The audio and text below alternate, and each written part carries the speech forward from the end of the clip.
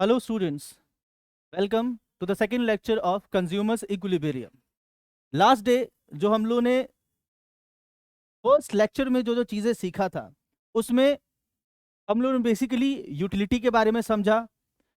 Utility किसको कहते हैं, यूटिल्स किसको कहा जाता है, difference between buyer and consumer, consumption किसको कहते हैं, इसके बाद कार्डिनल अप्रोच ऑर्डिनल अप्रोच में क्या डिफरेंस है, ये हम लोगों ने डिस्कस किया था। ठीक है, इसके बाद फिर हम लोगों ने पढ़ा अबाउट टीयू एंड एमयू। ठीक है, टीयू किसको कहते हैं, एमयू किसको कहते हैं, इसके बारे में हम लोगों ने समझा। टीयू और एमयू के रिलेशन के बारे में समझा कि भाई किस तरीके से एमयू में कोई चेंज जो आता है वो टीयू को अफेक्ट करता है। हम लोगों ने इस चीज के बारे में समझा। ठीक है, फिर हम लोगों ने डिस्कस किया about law of diminishing marginal utility. ये है क्या, जिसको हिंदी में कहा जाता है ह्रास मान सीमांत उपयोगिता का नियम। ये बेसिकली एक ऐसा नियम है जो कहता है कि जैसे जैसे किसी वस्तु की अधिक से अधिक यूनिट्स, अधिक से अधिक इकाइयों, यूनिट्स यानी इकाइयों का उपयोग करते हो या किया जाता है एक कंज्यूमर के द्वारा, उस वस्तु के प्रत्येक इकाई से, प्रत्येक यूनिट से जो मिलने वाला सेटिस्फैक्शन है वो क्या होगा, कम होगा।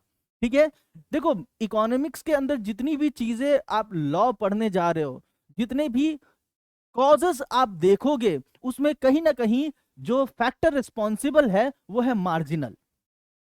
मार्जिनल में जो चेंज आता है वो सीधा अफेक्ट करेगा टोटल और एवरेज के ऊपर। तो यहां पे तो एवरेज की बात हम लोग नहीं किए हैं, यहां केवल और केवल हम लोग टोटल की बात किए हैं।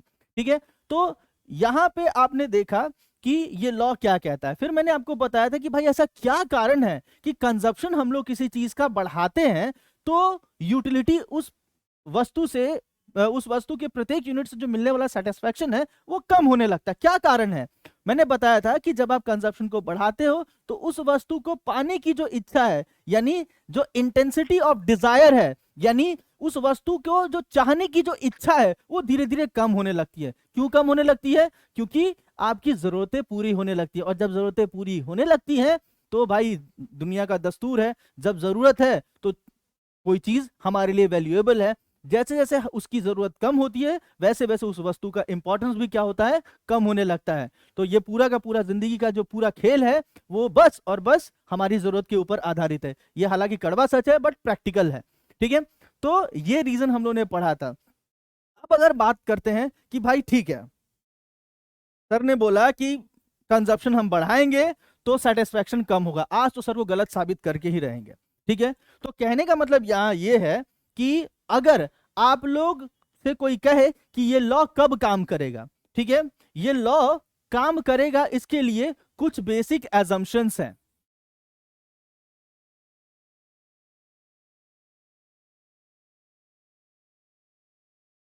वो एजम्पशंस क्या क्या हैं, assumptions of law of diminishing marginal utility, यानी ये जो लॉ आपको पढ़ाया गया है ये लॉ काम करेगा, इसके लिए कुछ शर्तें हैं। उन शर्तों के बारे में बाद में बात करेंगे। मान लेते हैं कि आपने ठान लिया कि आज जाके विशाल सर को गलत साबित करना है। इन्होंने बोला था कि कंजप्शन हम बढ़ाते हैं तो सेटिस्फैक्शन क्या होता है, कम होते जाता है। ठीक है, तो आज सर को गलत साबित करना है। आपने क्या तय किया, आप गए रोटी मांगे कि भाई हमको खाना खाना है, रोटी चाहिए। ठीक है, आपको 4 रोटी खाने का कैपेसिटी है, आपने क्या किया, 4 रोटी मांग लिया। आपने क्या किया, पहला रोटी खाया और फिर घूमने निकल गए। ठीक है, घूमने निकल गए, 2-3 घंटे बाद फिर आए और फिर अपना क्या किए, जो दूसरा रोटी था वो खा लिए, फिर निकल गए, फिर आए रात में तो आपने फिर आगे की रोटी खाया। तो कहने का मतलब यहां ये है कि आप अपने हिसाब से तो हो सकता है जबरदस्ती मुझे गलत साबित करने पर लग पड़े होगे, लेकिन टेक्निकली अगर आप सोचो, जहां आपने टाइम ब्रेक डाला, ठीक है, जैसे ही आपने कंजप्शन करने के बाद रुक गए, तो अब जब आप दूसरी बार कंज्यूम करोगे जो आपके हिसाब से वो दूसरी रोटी है बट टेक्निकली है वो पहली रोटी। हाँ या ना, तो पहला शर्त क्या है कि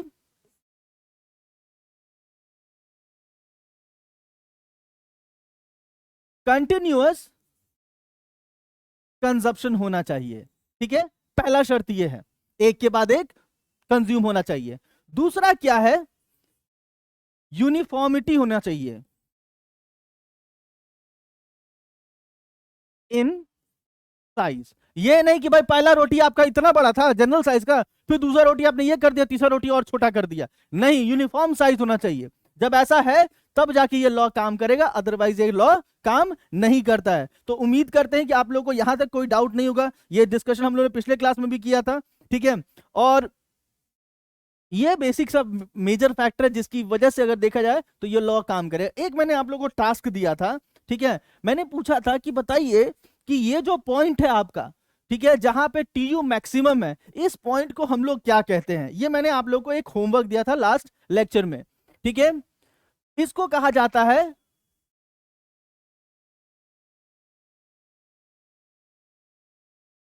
सैचुरेशन पॉइंट। क्या कहते हैं इसको? इसको कहते हैं हम लोग saturation point. The point where the value of TU is at maximum, that point is known as point of saturation या सैचुरेशन पॉइंट उसको कहा जाता है, ठीक है। तो अभी तक हम लोगों ने काफी इंपॉर्टेंट फैक्टर्स के बारे में डिस्कस किया है, ठीक है। अब आइए आज के टॉपिक को हम लोग थोड़ा सा कंटिन्यू करते हैं। और एक बेसिक सा क्वेश्चन मैं आप लोग से पूछना चाहता हूं कि कोई भी सामान जब आप खरीदते हो, चाहे कोई भी सामान, तो आप उसको खरीदोगे या नहीं खरीदोगे, ये किस बात पे डिपेंड करता है, ठीक है। यानी सवाल है आपका, परचेज ऑफ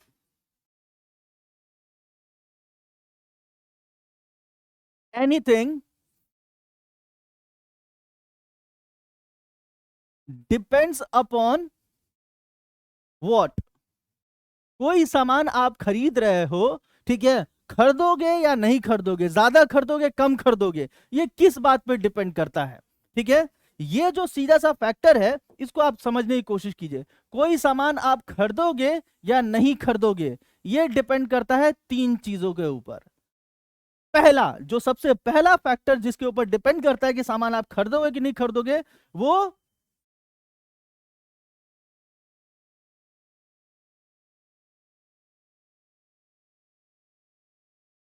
मार्जिनल यूटिलिटी पे डिपेंड करता है ऑफ कॉमोडिटी, ठीक है। उस वस्तु से मिलने वाले सेटिस्फेक्शन पे डिपेंड करता है कि भाई जो हमको जरूरत है, क्या उस जरूरत को पूरा करने की क्षमता उस वस्तु में है या नहीं है।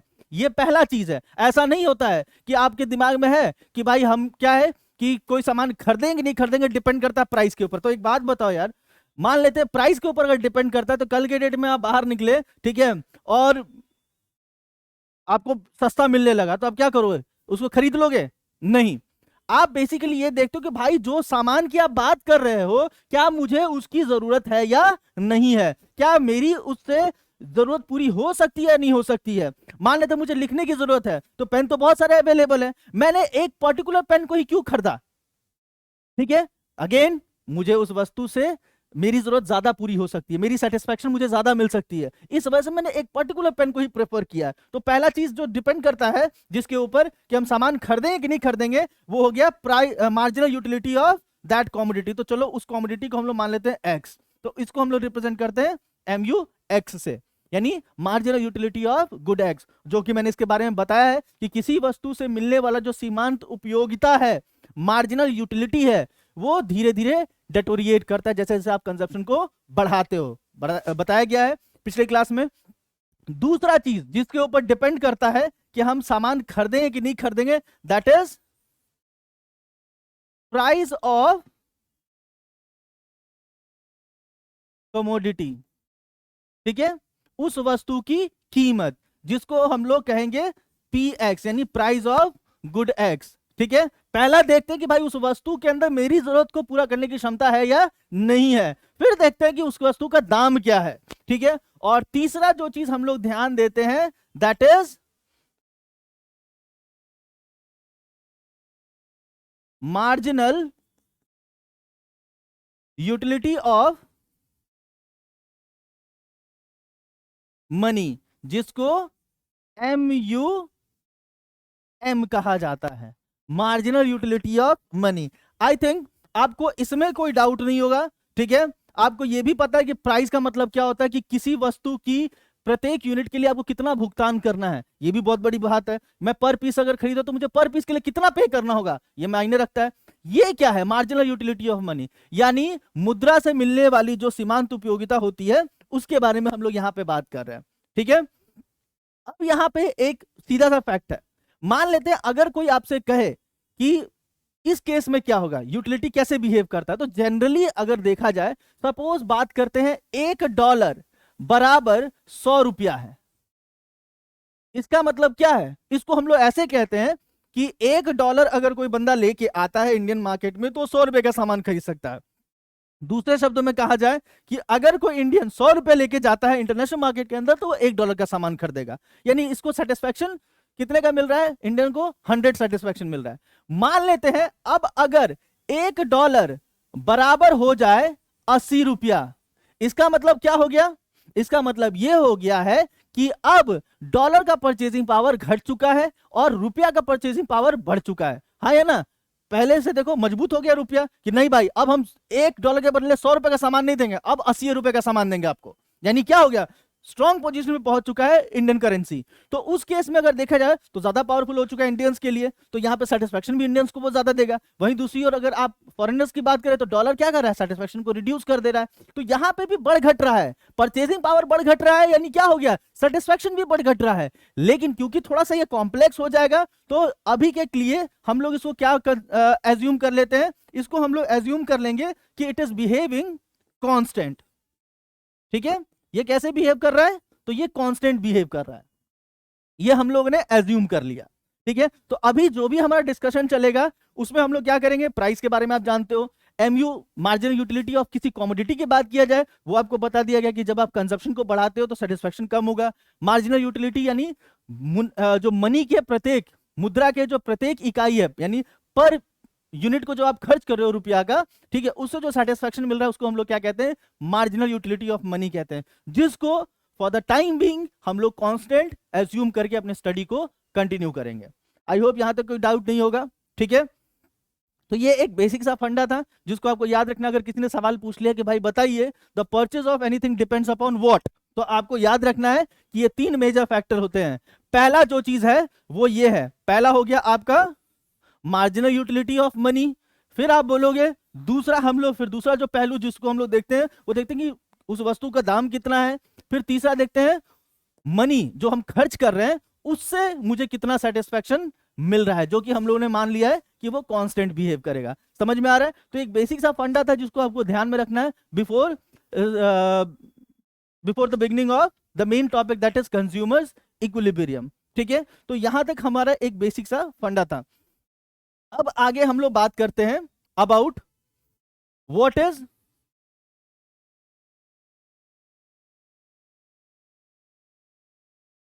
कंज्यूमर्स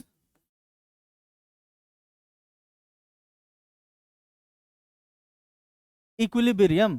कंज्यूमर्स इक्विलिब्रियम किसको कहा जाता है, उपभोक्ता संतुलन किसको कहा जाता है, तो देखो भाई बहुत सिंपल सा चीज है, consumer's equilibrium refers to that situation in which a consumer receives maximum satisfaction when he spends his income on the purchase of anything. यानी जब एक कंज्यूमर किसी वस्तु के ऊपर अपने इनकम को, अपने आय को खर्च करता है, तो उसको खर्च करके जो सेटिस्फैक्शन, जो जिस पॉइंट पे मैक्सिमम सेटिस्फैक्शन मिलता है उसी पॉइंट को हम लोग क्या कहते हैं, कंज्यूमर्स इक्विलिब्रियम कहते हैं। ठीक है, उपभोक्ता संतुलन कहा जाता है इसको। अगर नॉर्मल डेली लाइफ में देखा जाए तो हम एक सिंपल सा रेफरेंस देते हैं, मान लेते हैं कि भाई ये तराजू का पलड़ा है, ठीक है, इसके ऊपर मैंने ये बटखरा जिसको वेइंग स्टोन कहा जाता है या मेजरिंग स्टोन भी कह सकते हो, या नॉर्मल बोलचाल की भाषा में बटखरा वगैरह कुछ कहा जाता है, ठीक है, तो यहां पर मैंने उसको रख दिया है और यहां आपको सामान मिल रहा है, यहां मैंने चीनी रखा है। अब एज अ कंज्यूमर बन के सोचो कि आपके लिए फायदे का सौदा क्या है।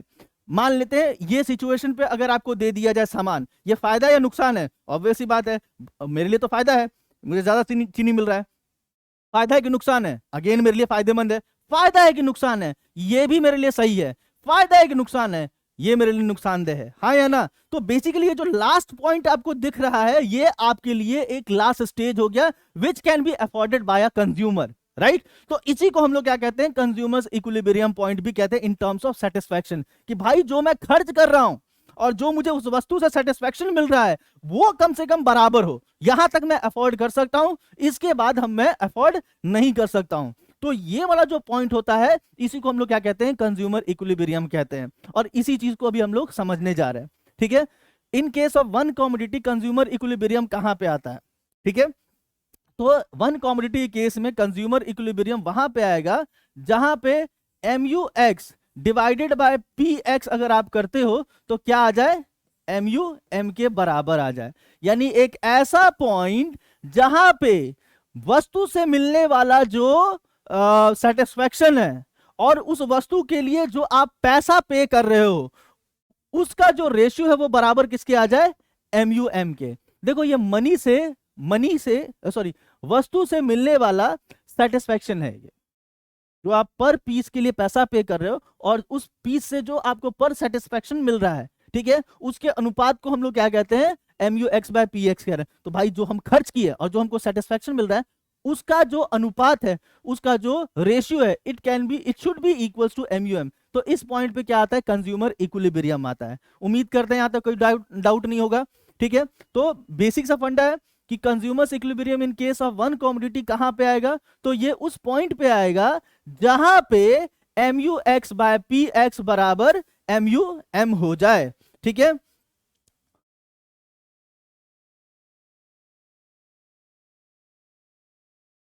ओके, कुछ छूटा नहीं है यहां तक?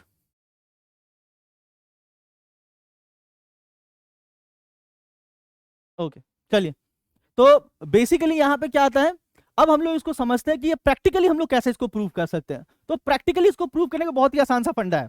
करना क्या है आपको, रुकिए एक सेकंड, इसको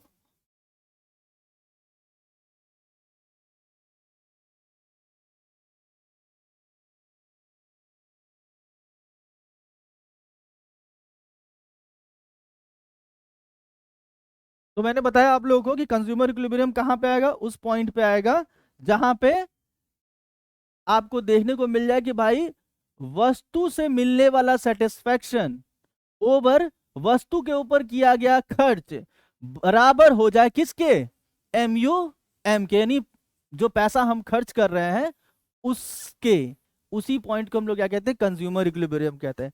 इसको एज्यूम करने, इसको प्रूव करने के लिए लेट इमेजिन कि हम लोग जो वस्तु की बात कर रहे हैं, लेट द प्राइस, मैं उस वस्तु का दाम मान लेते, उस वस्तु को मैं यहां पे x कह रहा हूं, तो उस वस्तु का दाम मैंने मान लिया है कितना, 2 रुपया पर पीस। यानी उस वस्तु को, गुड एक्स को खरीदने के लिए, गुड एक्स के पर पीस को खरीदने के लिए मैं कितना पे कर रहा हूं, 2 रुपया पे कर रहा हूं। और मुझे मनी से मिलने वाला सेटिस्फेक्शन, लेट्स एज्यूम, मैंने बोल दिया मुझे मनी से कितना सेटिस्फेक्शन मिल रहा है, तो 4 यूटिल्स मिल रहा है, राइट? कितना मिल रहा है, 4 यूटिल्स मिल रहा है। तो भाई कहां पे कंज्यूमर इक्विलिब्रियम आएगा? तो पहले हम लोग देखते हैं इसको कैसे हम लोग प्रैक्टिकली दिखा सकते हैं।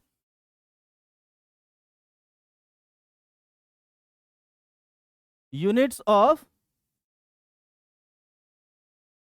Good X, price of good X, उस गुड एक्स से मिलने वाला satisfaction mu x by P X, and then आ गया आपका mu m। ठीक है,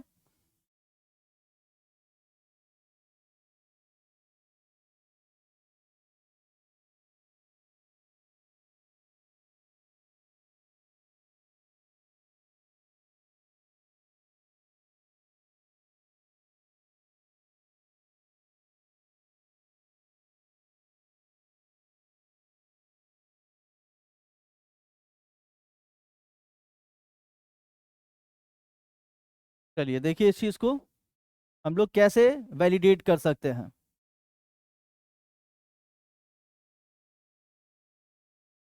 मान लेते हैं यहां पे एक केस लेके चल रहे हैं कि वस्तु का दाम कितना है, वस्तु का दाम मैंने एज्यूम किया है 2 रुपया। ठीक है, आप खरीदो या ना खरीदो, मान लेते कोई भी पीस नहीं खरीदे हो, तो क्या वस्तु, मान लेते इस वस्तु का दाम है 2 रुपया। ठीक है, मैं 0 पीस खरीद रहा हूं, तो इसका दाम कितना रहेगा, 2 का 2 ही रहेगा। मेरे खरीदने नहीं खरीदने से क्या फर्क पड़ता है, दाम 2 रुपया है तो 2 ही रहेगा।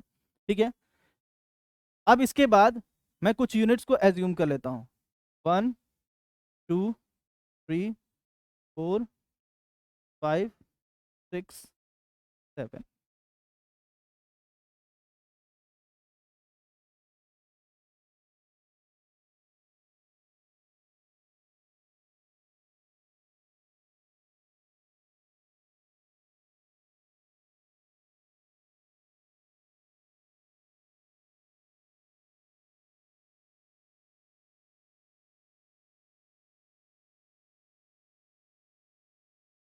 ठीक है, मैं उस वस्तु का एक पीस खरीद रहा हूं तो मुझे कितना पे करना होगा? सेंटेंस पे ध्यान दीजिएगा सब। 2 रुपया पे करना होगा। मैं उस वस्तु का एक और पीस खरीद रहा हूं, कितना पे करना होगा? 2 रुपया और पे करना होगा। एक और पीस खरीद रहा हूं, 2 रुपया और पे करना होगा। और एक पीस खरीद रहा हूं, 2 रुपया और। यानी हर बार जब मैं एक्स्ट्रा पीस खरीद रहा हूं तो मुझे एक्स्ट्रा कितना पे करना होगा? 2 रुपया पे करना होगा, राइट। अब इसके बाद बात करते हैं मार्जिनल यूटिलिटी ऑफ मनी। मैंने एज्यूम कर लिया 4, and as I told you कि we will assume it as constant. तो हम लोग क्या मान लेते हैं? ये 4 यूटिल्स मान ले रहे हैं, ठीक है। इसको हम लोगों ने 4 यूटिल्स मान लिया, ठीक है। अब यहां पे ध्यान दीजिए, जिस भी पॉइंट पे, एक तो प्रैक्टिकल चीज है कि भाई ऐसा नहीं होता है कि हम लोग खाने बैठे, कंज्यूम करने बैठे किसी भी चीज को, आज के आज क्लास में बैठे और हम बोलेंगे कितना सेटिस्फेक्शन मिला, पढ़ लिए मास्टर साहब से और हमको सेटिस्फेक्शन 100 पहुंच गया, ठीक है, हम इक्विलिब्रियम पहुंच गए। ऐसा नहीं होता है। आप कंज्यूम करोगे, सेटिस्फेक्शन मिलेगा और एक पॉइंट पे जाके आपको इक्विलिब्रियम मिलता है। एक ऐसा पॉइंट आता है जहां पे ये सिचुएशन आएगा। ऐसा नहीं होगा कि शुरुआत में मिलेगा। तो मैं एक सुझाव देता हूं, शुरुआत में इक्विलिब्रियम को कभी मत दिखाइए। अभी हम लोग टेबल सीख रहे हैं बनाना, ठीक है, इसके बाद मैं बताऊंगा कैसे हम लोग इस चीज को फॉलो कर रहे हैं। तो शुरुआत में मत दिखाइए, एकदम लास्ट में मत दिखाइए। मान लेते हैं मैं चाहता हूं कि मैं इक्विलिब्रियम कहां पे दिखाऊं? 6 पे दिखाऊं। मेरे सेंटेंस पे ध्यान दीजिएगा, मैं चाहता हूं कि मैं 6 पे इक्विलिब्रियम दिखाऊं, ठीक है। तो 6 पे इक्विलिब्रियम दिखाने के लिए मुझे क्या करना होगा? भाई मुझे 6 पे इक्विलिब्रियम दिखाने के लिए, ये इक्विलिब्रियम तभी आ सकता है जब यहां पे mu x by P x का वैल्यू, यहां पे इक्विलिब्रियम दिखाना चाह रहा हूं, ठीक है। तो यहां पे mu x by P x का वैल्यू बराबर किसके हो जाए? 4 के हो जाए। यानी यहां पे क्या होना चाहिए? 4 होना चाहिए, हाँ या ना? तभी तो इक्विलिब्रियम आएगा ना, तभी तो ये इसके बराबर होगा, राइट। तो ये कैसे बराबर हो सकता है? ये 4 mu x by P X है। तो अगर आप देखो तो एम पी एक्स का वैल्यू कितना है? mu x by P X बराबर MUM होना चाहिए, राइट। और आपको पता है कि MUM यहां पे कितना है? 4 है। px का वैल्यू कितना है आपका? 2 है। इस पॉइंट पे देखो px का वैल्यू कितना है? 2 है। तो यहां MUX का वैल्यू कितना होना चाहिए? टेक्निकली देखा जाए तो MUX का वैल्यू यहां पे होना चाहिए 8, हाँ या ना? तो यहां पे मेरा वैल्यू क्या होना चाहिए? 8। अब देखो तो 8 डिवाइडेड बाय 2 किए तो 4 आ गया। नहीं, इक्विलिब्रियम वाला सिचुएशन यहां दिख रहा है कि नहीं दिख रहा है? यहां तक कोई डाउट नहीं होना चाहिए किसी को, ठीक है। बहुत सिंपल सा तरीका था इसको एनालाइज करने का कि भाई कैसे हम लोग कहां पे इक्विलिब्रियम को प्लॉट कर सकते हैं। उम्मीद है यहां तक कोई डाउट नहीं होना चाहिए। अब आगे देखते हैं। अब इस चीज को अगर हम लोग आगे परस्यू करते हैं, अब क्योंकि आपको पता है कि यहां पे MUX में जो भी वैल्यू आप लिखने वाले हो वो डिवाइड होने वाला है PX, और PX कितना है? PX है 2। तो इसके ऊपर 2 के टेबल को इंक्रीज करते हुए चले जाइए,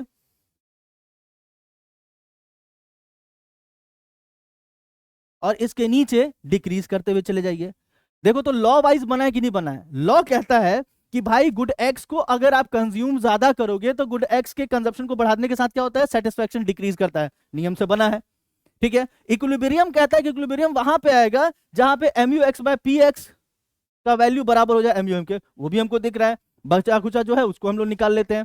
तो 20 डिवाइडेड बाय 2 किए तो यहाँ पे वैल्यू आ जाएगा कितना? 10। यहाँ पे आ जाएगा 9, यहाँ पे आ जाएगा 8, 7, 6, 5, 4, 3। कोई दिक्कत यहाँ पे? आपको दिख रहा होगा कि हमारा इक्विलिब्रियम का केस हम लोग को कहाँ दिख रहा है? 6 पे हम लोग प्लॉट करना चाहते थे, 6 पे हम लोग प्लॉट करना चाहते थे। 6 पे मेरा इक्विलिब्रियम आ भी गया है, ठीक है। जो हम लोग को बाय रूल चाहिए था वो सारी की सारी सिचुएशन यहाँ पे हम लोग को दिख रही हैं, ठीक है।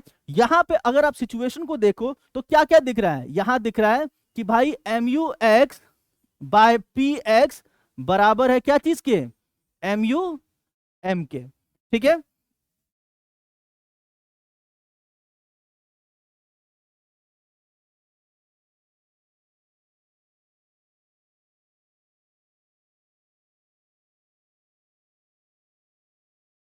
अब इस पॉइंट के अगर ऊपर की स्थिति को देखो आप, तो आपको क्या नजर आ रहा है?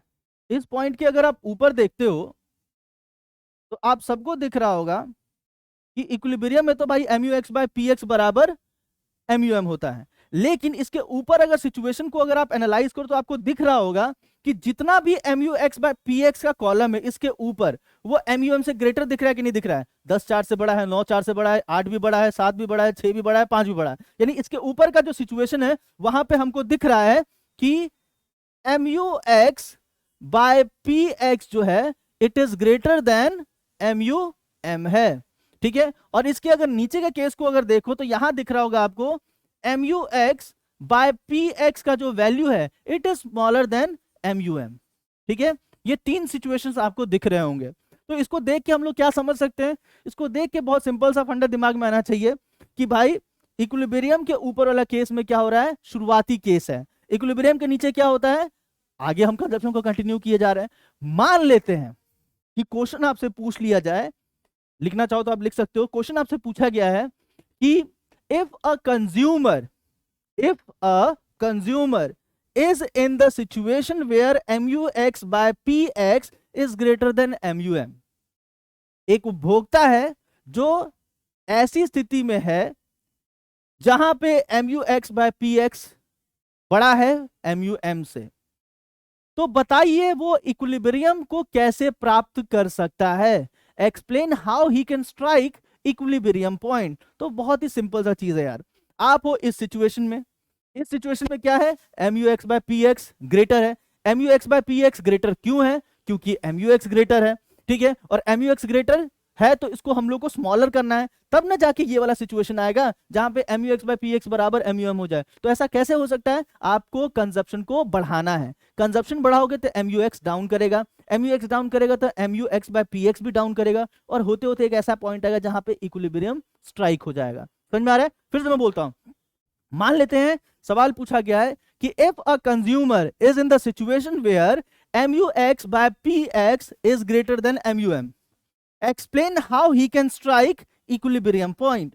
तो सिंपल चीज है, he can strike his equilibrium point by increasing the consumption of the commodity, because if he will increase the consumption, the marginal utility of that commodity will decrease. As a result of it, MUX by PX will also decrease, and a situation will arise where MUX by PX will become equals to MUM, and at that point the consumer will strike the equilibrium point. So this was the answer. इसी question को उल्टा भी पूछ सकता है कि if a consumer is in the situation where MUX by PX is smaller than MUM, explain how he can strike his equilibrium point. मान लेते हैं कि एक उपभोक्ता है जो कि ऐसी स्थिति में है जहां पे MUX बाय PX का जो अनुपात है वो MUM से छोटा है। तो ऐसी स्थिति में वो संतुलन को कैसे प्राप्त कर सकता है? तो सिंपल सा जवाब है, ऐसी स्थिति में अगर कंज्यूमर को इक्विलिब्रियम पॉइंट को अचीव करना है तो he need to reduce the consumption of commodity. Consumption घटाओगे तो यूटिलिटी, उल्टा जाओ ना, देखो कंजप्शन को अगर आप घटाना स्टार्ट करोगे तो सेटिस्फैक्शन क्या होगा? बढ़ने लगेगा। सेटिस्फैक्शन बढ़ेगा तो बढ़ते बढ़ते एक पॉइंट ऐसा आएगा जहां पे ये बराबर हो जाएगा क्या चीज? इक्विलिब्रियम के। सिंपल सा क्वेश्चन था, सिंपल सा जवाब है। ठीक है, उम्मीद करते हैं यहां तक आप लोगों को किसी को कोई समस्या नहीं होगा। ठीक है, तो ये बेसिक सा बिहेवियर था about consumers equilibrium in case of one commodity. ठीक है, अगर इसी चीज को अगर हम लोग डायग्रामेटिकली देखें तो डायग्रामेटिकली भी इस चीज को समझा जा सकता है।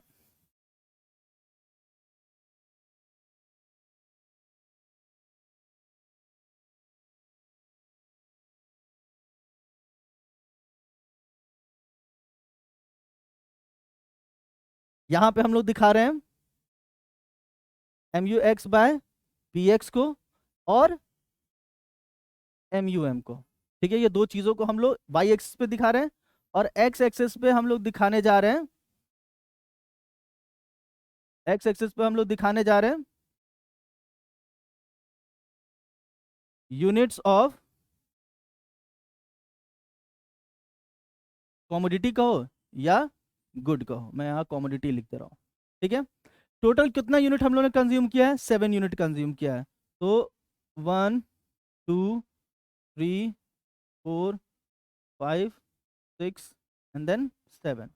बाबू क्योंकि वाई एक्सेस पे हम लोग दो चीजों को प्लॉट करने जा रहे हैं, M U X by P X के वैल्यू को भी और एम यू एम को, तो दोनों कॉलम को एनालाइज, दोनों कॉलम पे देखो और दोनों कॉलम के आधार बताओ छोटा वैल्यू क्या है, 2 है, और मैक्सिमम वैल्यू क्या है, 10 है। तो एक काम करते हैं 1 2 3 कहीं रेंज ले लेते हैं। तो यहाँ पे मैंने ले लिया 1 2 3 4 5 6 7 8 9 एंड 10।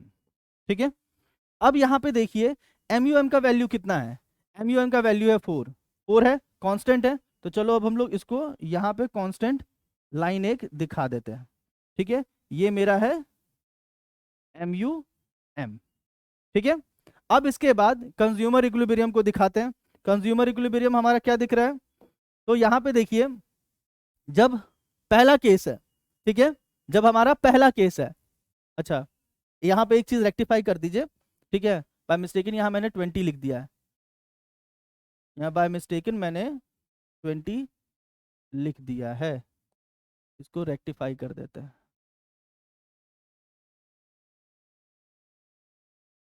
ठीक है, इसको हम लोग, क्योंकि कोई कंजप्शन है ही नहीं तो यूटिलिटी का कोई लॉजिक ही लागू नहीं होता है, इसको भी डैश कर देते हैं। ठीक है, इसको हम लोग डैश कर दिया। ठीक है, अब बात करते हैं पहला केस, ये तो खैर इसको रिप्रेजेंट करना यूजलेस है। आते हैं जब पहला यूनिट कंज्यूम कर रहे थे, तो M U X by P X कितना है, M U X by P X है 9। ठीक है, शुरुआत वाला पॉइंट, क्योंकि हमारा वैल्यू यूनिफॉर्म, देखो यार ये सब जो मैं नंबर लिख रहा हूं ना, ये बिहेवियर को दिखाने के लिए, इतना ही होगा ये मत मान लेना, लेकिन ऐसे होगा ये मान लो कि कंजप्शन बढ़ाएंगे तो डिक्रीज करता है। तो डिक्रीज को आप कैसे भी दिखा, आपका दिल करा तो आपने बोला कि भाई सर ने पढ़ाया था कि हम लोग कंजप्शन को बढ़ाते तो यूटिलिटी घटता है, आपका दिल कर रहा है 9 लीजिए, इसके बाद 3 ले लीजिए, 1 ले लीजिए, आप रैंडम कुछ भी ले सकते हो। मैं ऐसा इसलिए ले रहा हूँ क्योंकि मेरे लिए सहूलियत है बिहेवियर को आसानी से दिखाना, डायग्राम भी अच्छे से रिप्रेजेंट कर सकते हैं, तो बिहेवियर को सही से समझने के लिए हम लोग वैल्यू को भी हम लोग सही से लेते हैं। तो शुरुआत में कितना है, 1 पे है 9, अब क्योंकि मेरा वैल्यू सब कुछ यूनिफॉर्म जा रहा है, दूसरा क्या है M U X by P X, equilibrium कहाँ पे है 6 पे है, तो 6 पे मैंने दिखा दिया कितना, बराबर इस वाले के। ठीक है, आई होप यहां तक कोई डाउट नहीं है। लास्ट वैल्यू कितना है M U X by P X, ये है 3, यानी 7 पे है 3, तो चलो 7 पे मैं 3 दिखा दिया। ठीक है, अब इस चीज को अगर हम लोग चाहें तो कनेक्ट कर देते हैं।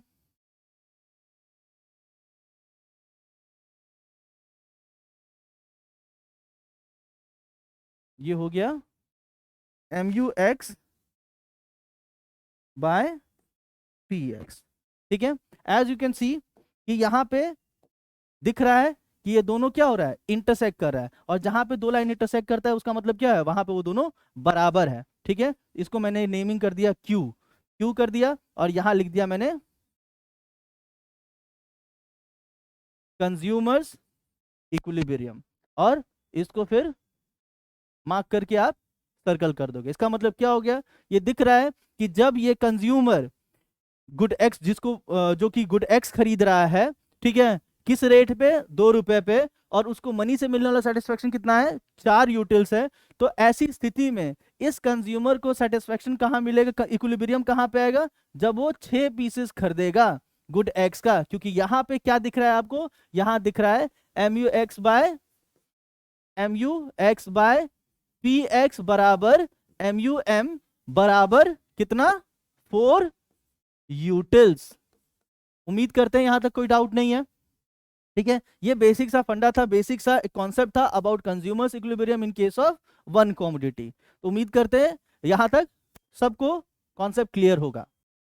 तो consumers equilibrium in case of one commodity को कवर करने के बाद अब सेम इसी कॉन्सेप्ट पे इन केस ऑफ 2 कमोडिटी को भी हम लोग आराम से टैकल कर सकते हैं, डील कर सकते हैं, समझ सकते हैं। देखो मान लो कि यहाँ गुड एक्स था, मैं सेम एक्स की जगह पे वाई मान लो, ठीक है, आप आराम से सेम ऐसा ही टेबल ऐसा ही डायग्राम बना सकते हो। 2 कमोडिटी केस में एक्स और वाई को दोनों को मिला के एक साथ रिप्रेजेंट करना होता है और बताना होता है कि कहां पे इक्विलिब्रियम पॉइंट हासिल होगा। ठीक है। तो चलिए अब इस चीज को हम लोग टू कमोडिटी केस में देखते हैं। वहां पे क्योंकि हम लोग का एक्स था, सिर्फ एक वस्तु था, तो मैंने उसका रेट माना था। अब यहाँ पे दो कमोडिटी आ चुका है तो उसका भी मैंने प्राइस मान लिया। और यूटिलिटी जैसा था, मनी का यूटिलिटी मैंने 4 माना था, वहां पे भी इस चीज को कैरी फॉरवर्ड कर लिया है। अभी आप देख रहे होगे कि सपोज एक्स वाला कॉलम को सिर्फ देखो, एक्स वाले वैल्यू को सिर्फ देखिए आप लोग। यहाँ पे देखिए सेम वही चीज है जैसे पीछे हम लोगों ने डिस्कस किया था। यहां पे टारगेट हम लोगों ने क्या ले लिया है कि गुड एक्स जो है मैं 5 पे दिखाना चाहता हूं इक्विलिब्रियम। तो अगर मैं गुड एक्स का यूटिलिटी कंज्यूमर्स इक्विलिब्रियम के पॉइंट ऑफ व्यू से ये दिखाना चाह रहा हूं कि कंज्यूमर जब 5वां यूनिट खरीदेगा गुड एक्स का तो वो इक्विलिब्रियम में होगा। तो एक्स का ना बात हुआ है, वाई कहां गया? तो वाई को हम लोग कितने पे दिखाएंगे? तो बाबू एक चीज याद रखिएगा, अगर टोटल नंबर ऑफ यूनिट्स की बात करें 7 है तो उस चीज पे थोड़ा सा ध्यान दिएगा। अगर मैंने 5 पे दिखाया एक को एक्स को, तो वाई को मैं कितने पे दिखाऊंगा? 2 पे। क्यों? 5 + 2 7 होता है, ठीक है। अगर मैं एक्स को दिखा रहा हूं 3 पे तो वाई को मैं कितने पे दिखाऊंगा? 4 पे। 4 + 3 कितना हो गया? 7, ठीक है। अगर मैं एक्स को दिखा रहा हूं 6 पे तो वाई को कितने पे दिखाऊंगा? 1 पे। 6 + 1 7। क्यों? क्योंकि टोटल नंबर ऑफ आइटम्स मैंने कितना माना है? 7 माना है। और ऐसा क्यों करते हैं ये मैं आगे बताऊंगा, ठीक है। अभी अगर हम लोग सेम उसी लॉजिक पे देखिए कि मैं यहां चाह रहा हूं कि 5 पे इक्विलिब्रियम में शो करूंगा गुड एक्स का, यानी गुड एक्स को अगर मैं 5 पे दिखा रहा हूं, यानी इस पॉइंट पे अगर आप देखो तो कितना होना चाहिए वैल्यू? इस पॉइंट पे वैल्यू होना चाहिए MUX/PX 4, तभी तो ये दोनों बराबर होगा ना, है या नहीं? और इसका 4 होना इस बात पर डिपेंड करता है कि MUX का वैल्यू कितना है, वो मेरा 8 हो गया। सेम वही लॉजिक है जो हम लोगों ने पीछे माना था। और यहां पे हम क्योंकि y की भी बात कर रहे हैं तो y मेरा कितना होना चाहिए? y अगेन यहां पे क्योंकि हम लोग x को दिखा रहे हैं 5 पे तो y को दिखाना कितने पे पड़ेगा? 2 पे। 5 + 2 7 होता है। तो यहां पे अगर MUM मेरा 4 है तो यहां इक्विलिब्रियम दिखाने के लिए MUY/PY 4 होना चाहिए। और ये 4 कैसे होगा? अगर यहां पे 12 है, क्योंकि 12 को 3 से डिवाइड करने पे कितना आता है? 4 आता है। और उसके बाद सेम वही पैटर्न है, सेम वही पैटर्न है जो हम लोगों ने सीखा था। अब इसको डायग्रामेटिकली अगर देखें तो क्या समझ में आ सकता है? देखो x को मैंने यहां दिखा दिया, y को मैंने यहां दिखा दिया, सेम वही लॉजिक है, कुछ नया तो है नहीं। जैसे मैंने पीछे बताया था, ये देखिए यहां एक डायग्राम में, वहां पे मेरा 2 डायग्राम हो गया, ठीक है। इसी चीज को हम लोग एक और तरीके से रिप्रेजेंट कर सकते हैं। कैसे कर सकते हैं? तो मान लीजिए आपने क्या किया, ये वाला डायग्राम जो नीचे डायग्राम दिख रहा है इसको आपने कट किया, ठीक है। और कट करके आप यहां पे लेके आओ और यहां पेस्ट कर दिए। पेस्ट कर दिए तो आपको डायग्राम कैसा दिखेगा? कुछ इस तरह का दिखेगा, है या नहीं?